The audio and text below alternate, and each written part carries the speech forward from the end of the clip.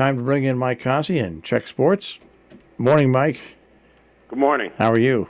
Good. All right. So let's get the NFL out of the way real quick tonight. I already wrote you down. You don't even have to say anything. Who do you think I'm picking? It's not the Jets. That's right. It's the Ravens. Isn't the NFL screwed up? Yeah. How is this game on a Thursday night? I don't know, because here's exactly what there's a number of other games. You could even though you could have flex scheduled, and you could have put the Bears and the Packers up there because people care about rivalry games. Well, it's hard to flex on a Thursday, but my point is, even when this schedule was made up last March or April, whenever they do it, you knew the Jets were going to stink. Why would you even put them on a Thursday night game? But you've got that game. You've got the Steelers and Bills. They're both fighting for playoffs. That's probably the best game of the weekend. Yeah. That or the Cowboys and the Rams, to see if the Rams are for real and if the Cowboys can get any more life in their lungs. That's about it. That, the Green Bay and Chicago game. Everything else is like, eh. I'd like to see. I'm always I'd like to see teams like the Bears and Packers play. And if it's a blowout game, then I'll go away from it. But I always like to watch it. But anyway, so we got our picks in already for today. Yeah, there's an old adage I learned when I was a kid in college, and I used to bet football with my buddy, and I'll never forget it. Was the Packers against the Redskins, and the Packers were awful at that time, and the Redskins were a really good team. And I said, "Who we betting tonight? The Packers?" He goes, "No, we got to go the other way. You got to take we betting the Redskins? No, you got to go the other way. We're taking the Packers." I'm like, "Are you nuts?" Packers won, but you can't say that about this game. Yeah, you can't. You got to go with the obvious here. You can't unless the line is like 23. You got to take Baltimore. Yeah, I remember those days well. I lived in Kingston, New York. Was that the late 70s or early 80s when you? Early 80s. Yeah. Well, when I lived in Kingston, New York, there would be a guy. This is a great story. I tell it all the time, but it's a great story. There would be a guy who had a white Chrysler Imperial, a white four-door Imperial, and he'd have a big jug of coffee sitting next to him, and he'd go around house to house like he was selling coffee. Mm-hmm. Football tickets. Mm-hmm. Oh, the cards, yeah. Football tickets. Mm-hmm. But it was funny because everybody knew. Oh yeah, everybody knew. They were everywhere. They were in high school. My father used to get them in work. They were all over the place. That was like going out and buying the Daily News. Everybody had them. That's exactly right. Oh, the good old days. I think I was doing the football cards when I was 8. No, everybody did them. Housewives knew nothing about football. Oh, yeah. Everybody did them. No, you threw $2 or $3 on it and picked 8 out of 8 and tried to make yourself $300. That's exactly what it was. Now, $2 was back then not a tiny bit of money, but still, it was worth it. It was worth it. At that time, my my father's rent in where I was living was $50. Yeah. Well, $50. Well, I say when I worked in Kingston, New York, my starting salary was $360 a month. The same rat hole house I found on the internet. I was just curious one night looking that we were paying $50 a month in, just sold for $400,000. That's right. You couldn't pay me $400,000 to live in that house today.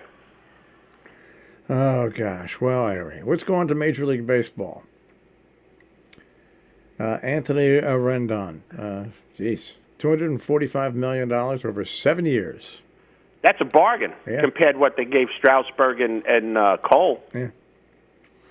7 years for $245,000 for an everyday player. Everyday player. That's the whole thing. Everyday player. Now, the Angels need more than this. I'm really surprised that they didn't open up the vault and either get Strasburg or Cole, because Rendon's not enough. They don't have any arms. They're going to need to make more moves, but this is a move in the right direction, and this is a move the Mets should have made. But, it is the Mets. That's right.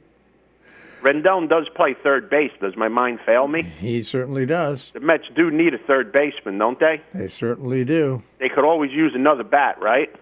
They certainly can. If you get a guy like Rendon and he produces, you don't need to go out and get an offensive catcher. You can live with a defensive catcher. So by signing him, you kill 2 birds with 1 stone. But the Mets, they don't think that way. Yeah. If you're a Met fan, It's Christmas. Your fireplaces are on. Throw it all in there. Burn every piece of Met paraphernalia you've got. Absolutely. Absolutely. So anyways. Are you ready for this? You sitting down? Yeah, I'm sitting down. The Knicks beat Golden State. What? Yeah. The Knicks beat Golden State. Wow. 124 to 122. Wow. Miracles do happen, drummer boy. But was it an away game or a home game? And it was away. Oh, no. So now adding lunacy to the idiocy that is the New York Knicks. So you pay monumental fees to see them get blown away at home. You might as well buy a round-trip plane ticket and watch them on the road. They obviously have a better chance on the road. Figure that one out. And you can probably still do it for about the same price. Well, I've been saying, they've been getting better. They lost by, 48-27? Now they won. Do you think they'll win 2 in a row? I was just going to say, you go mortgage your car and go bet against the Knicks the next game. Chances of them winning 2 in a row are like the Jets winning tonight. That's a great parlay, against the Knicks, against the Jets. See, but back then, people would bet on things like that instantaneously. My father told me stories that when he was young, growing up, going to Yankee Stadium to watch games in the box seats for like 75 cents, they'd bet on every pitch. Oh, yeah. Oh yeah! Oh no! It's that's why I laugh when with legalized gambling, with people saying, "Oh, we don't want legalized gambling." Hell, your parents participate. Everybody gambled on everything. Grandma bet. Everybody bet. It was amazing. Mm-hmm. But the powers that be had to deem what's good for you and what's not good for you. Yeah. Anyway. Well, I still support legal. I still support my local businesses. I still have a local bookie. Yes, I do. I have a local bookie. You could tap my phones. You're not going to catch me. That's right. Oh, gosh. All right. All right. Well, we'll see what's happening in baseball and football tomorrow morning. I'll try to scrounge up a few races. It's that time of year where it's hard to find any. So we'll see what we can do. Maybe I can get one down at Gulfstream or Tampa or something like that. All right, Mike. I'll speak to you tomorrow. Have a great day, guys. Take care. Mike Cozzi with a check on sports here on Robin Hood Radio.